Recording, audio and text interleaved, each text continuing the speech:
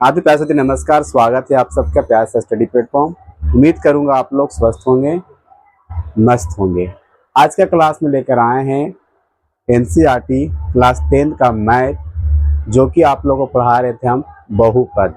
बहुपद में मैंने कह सकते हैं इंट्रोडक्शन भी दिया था, पिछले क्लास में मैंने बता रखा था, लेकिन आज की क्लास में भी इनका इंट्रोडक्शन दे दूंगा। लेकिन मैं इसका जो प्रश्नावली 2.1 है, जो आप लोग को साथ हम सोल्व करेंगे, ठीक है। बस आपको ये 5 से 6 मिनट की क्लास है, जब जरूर देख लीजिए, और यहाँ से 2-3 मार्क्स में आ जाता है क्वेश्चन, ठीक है। तो चलिए स्टार्ट करते हैं, है ना। बहुपद जिसे कहते हैं क्लास 10 का है, चैप्टर दूसरा है प्रश्नावली 2.1 है, प्रश्नावली 2.1 है, ठीक है। हम लोग 2.1 का आज क्वेश्चन इसका सॉल्व कर लेंगे, ठीक है। चलिए, ये क्वेश्चन है किसी बहुपद px के लिए y बराबर px का ग्राफ नीचे आकृति में दिया गया। ये एक ग्राफ है, क्या है ये डियर? ये सारे ग्राफ है, क्या है? ग्राफ है, ठीक है। दिया गया है प्रत्येक स्थिति में px के शून्यक, किसका? px के शून्यकों की संख्या बताइए कि px का शून्यक कितने हैं, अर्थात जो x पर जो x से गुजरते हुए गया, जो x से गुजरते हुए गया हमारा ग्राफ, लाइन अर्थात रेखा, हम उसी को देखेंगे कि कहां कहां x से ये किस तरह से गुजर के गया है। हम ये सरल रेखा अर्थात रेखा, तो वही हमको देखना है कि x से गुजरेगा, तबे कहेंगे कि ये जब ये जो कटेगा, जहां पर ये प्रतिच्छेद करेगा, तब जाके वो उसका शून्य कहलाएगा, ठीक है। यानी कि x से गुजरना, किससे? x से। तो यहाँ पर दो चीज होता है, x और y होता है, पता होना चाहिए। इसे हम लोग x अक्ष कहते हैं और इसे हम लोग y अक्ष कहते हैं। कहते हैं कि नहीं कहते हैं? जी सर कहते हैं। और y अक्ष ये पॉजिटिव होता है और y अक्ष नेगेटिव, और x अक्ष पॉजिटिव और x अक्ष इधर नेगेटिव होता है। समझ में आया? ये आपको ग्राफ में मैंने बताया था। ग्राफ आप लोग अगर सीखे होंगे तो जानते होंगे, बिल्कुल जानते होंगे, है ना। तो यही है ग्राफ, है ना। अब यहाँ पर ये देखना है, ये आपको कटान बिंदु है, जो कटान बिंदु का मान होता है 0,0 होता है, पता होना चाहिए सबको, है ना। यानी x भी 0 और y भी 0 होता है। लेकिन यहाँ कह रहा है कि px के शून्य संख्या ज्ञात करना। अब यहाँ पर देखना है कि ये तो यही x है, यही x है। क्या यहाँ से कोई लाइन गुजरी है? क्या यहाँ से कोई लाइन गुजरी है? बिल्कुल नहीं गुजरी है। तो इसका शून्य कितना हो जाएगा? इसका शून्य हो जाएगा, शून्य क्या हो जाएगा? 0 हो जाएगा। इसका शून्य कितना हो जाएगा? 0 हो जाएगा। अब यहां पर देखना है इसका शून्य कितना होगा। देख लीजिए, ये आपका y अक्ष है, ये आपका x अक्ष है ना। और ऐसे आप लोगों को पता होना चाहिए कि y अक्ष को हम लोग कोटि कहते हैं और x अक्ष को हम लोग भुज कहते हैं, पता है आप सबको।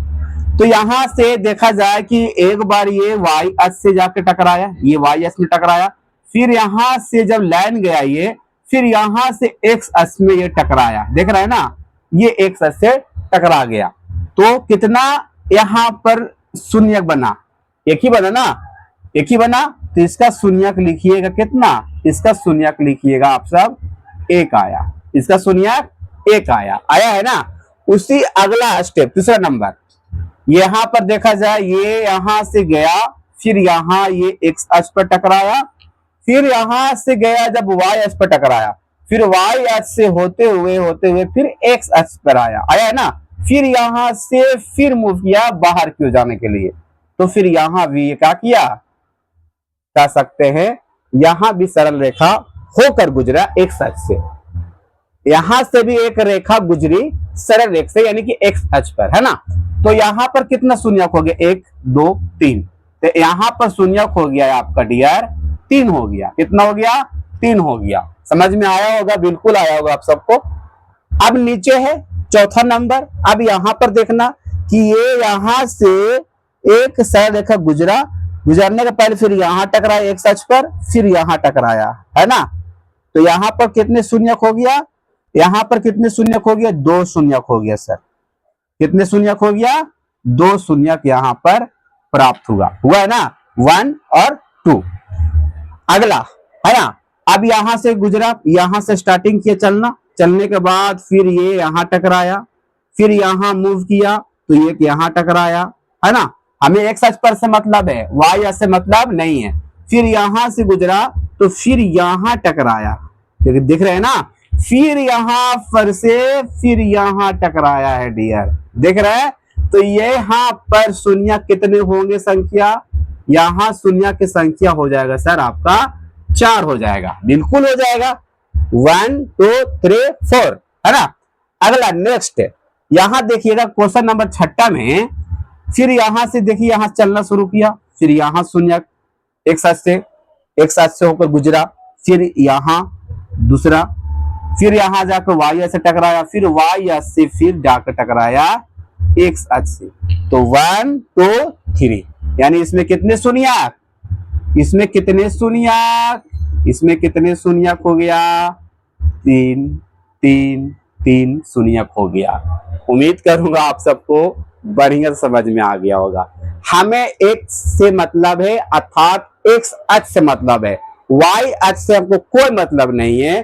तो हम देखेंगे कि जो रेखा जा रही है किस तरह गुजर के जा रही है, कहां होकर जा रही है, एक्स अक्ष से होकर जा रही है और कहां कहां जाकर मिलती है, अर्थात यहां से गुजरी, फिर एक यहां पर, फिर यहां से गुजरी तो एक, फिर यहां से गुजरी 2, फिर यहां गुजरी 3, ये एक सच है ना पूरा, ये एक सच पूरा है ना, एक सच है।